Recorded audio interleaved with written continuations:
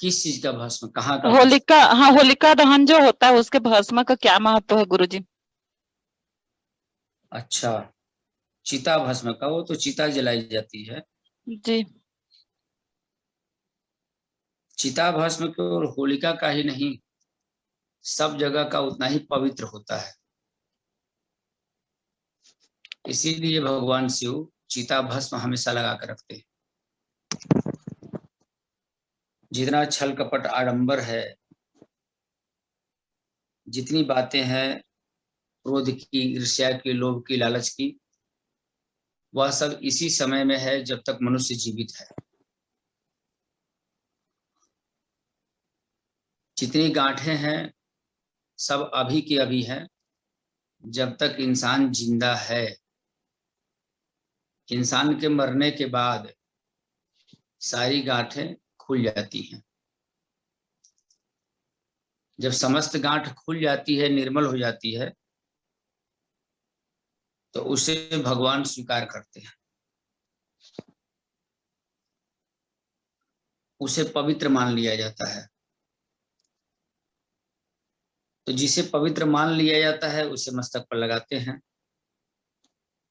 उसे पूजा करते हैं, उसे शुभ माना जाता है। तिजोरी में, घर में, ऑफिस में, कार्यालय में, सब जगह रखने की परंपरा है।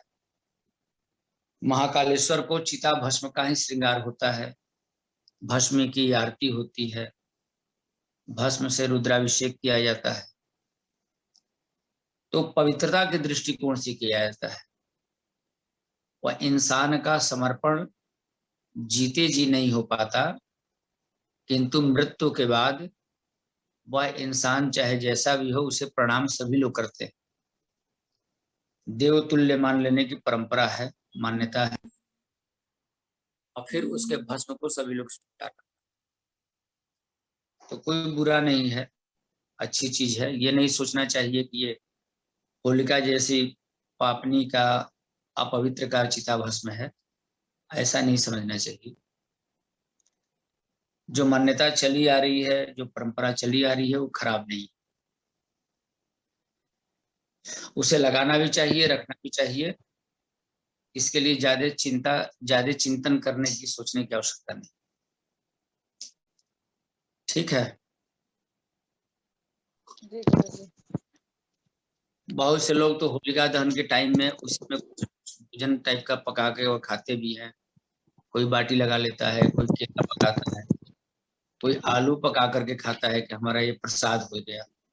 उसी के संग संग गांव देहात में तो कई रोगों से मुक्ति के लिए लोग मान्यता मान लेते हैं कि हम होलिका से ऐसा प्रार्थना करेंगे कि समस्त विकार जैसे तुम्हारे नष्ट हो गए, इस तरह से हमारे अंदर के जितने दुख है वो भी तुम्हारे संग संग इसमें जल जाए, नष्ट हो जाए।